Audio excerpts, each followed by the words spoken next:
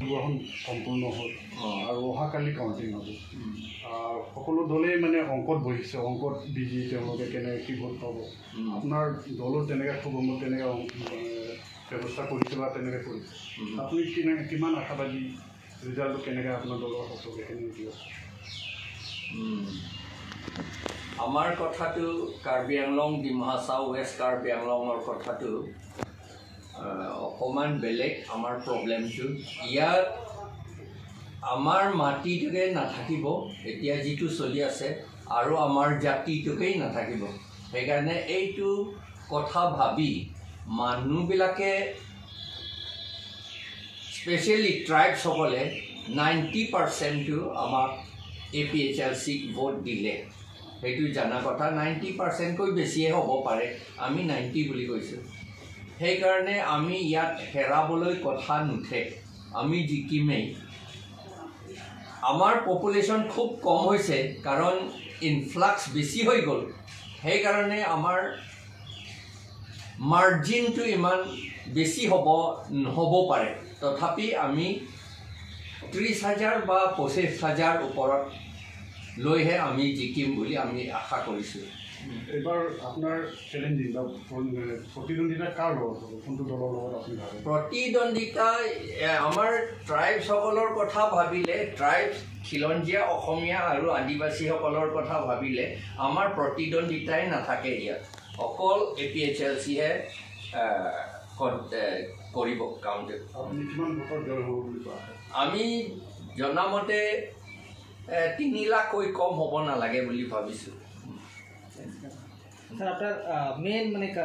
রিজনটো vote বাড়াটো কি থাকিব মানে এবাৰটো ভাড়া আমাৰ ভোট বঢ়াব কথাটো হৈছে যে মই অলৰেডি ক'লোঁ আমাৰ জাতি আৰু মাটিটোকে এতিয়া নাইকিয়া হ'ব ধৰিছে হেভি ইনফ্লাক্স বাহিৰৰ পৰা বহুত মানুহ ফৰেইনাৰ্ছ আৰু বাহিৰৰ পৰা যিবিলাকে 6 শিডিউল আণ্ডাৰত 6 শিডিউল ভিতৰত থাকিব নোৱাৰে তেওঁলোকে আমাৰ গভৰ্ণমেণ্ট ছাৰ্ভিচ যিমান অপৰচুনিটি কণ্ট্ৰেক্ট এই গোটেইখিনি কেপচাৰ কৰিলে তেওঁলোকে আৰু মাটিৰ পটাও তেওঁলোকে ল'লে আমি নাপাওঁ মাটি পটা আমাৰ ফাইলবোৰ 5 বছৰ 8 বছৰ EM ৰেভিনিউ হাতত পৰি আছে এইটো এতিয়া লাজৰ কথা আমি কাউন্সিল অটোনমাস কাউন্সিল 6 শিডিউলটো আমাক দিছে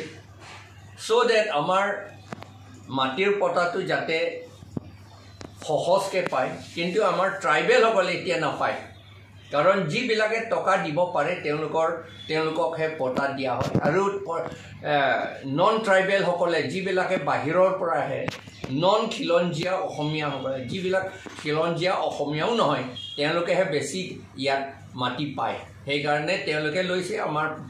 খিলঞ্জীয়া অসমীয়া ট্ৰাইবেল আৰু আদিবাসীসকলে মাটি পাতাও নাপায় এনেকা হৈ গ'ল সেইকাৰণতেহে এইবাৰ আমাৰ APHLC সকলকে বেছি ভোট দিছে নিৰ্বাচনত জয় হ'লে আপোনাৰ প্ৰথম কামটো আমাৰ খিলঞ্জীয়া অসমীয়া আদিবাসী আৰু ট্ৰাইবেল সকলৰ যিমান কষ্ট কি প্ৰব্লেম আছে সেইটো সলভ কৰা এইটো ফাৰ্ষ্ট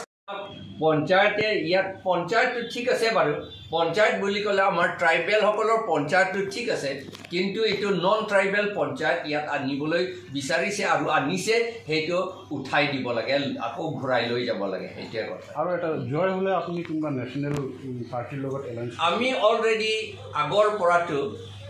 ইণ্ডিয়া ব্লকৰ লগতে আমি আছোঁ আমাক মাতিছিল আমি জইন কৰিছিলোঁ কিন্তু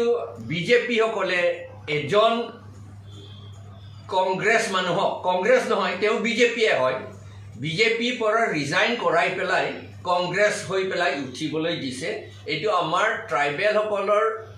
খিলঞ্জীয়া অসমীয়া আদিবাসী সকলৰ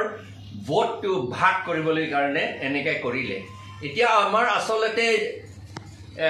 বিজেপি দুজন কেণ্ডিডেট আছে জয়ৰাম ইংলেং আৰু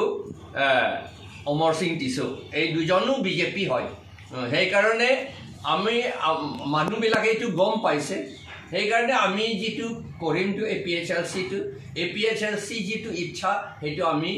আমাৰ নিজৰ মানুহসকলৰ প্ৰটেকশ্যনৰ কাৰণে কৰিম আৰু ডেভেলপমেণ্ট কাম যিমান ডেভেলপমেণ্ট কাম কৰিব লাগে যিমান গভৰ্ণমেণ্ট চাকৰি পাব লাগে আমাৰ ট্ৰাইবেল খিলঞ্জীয়া অসমীয়া আৰু আদিবাসীসকলক দিবলৈহে আমি চেষ্টা কৰি আছোঁ থেংক ইউ ছাৰ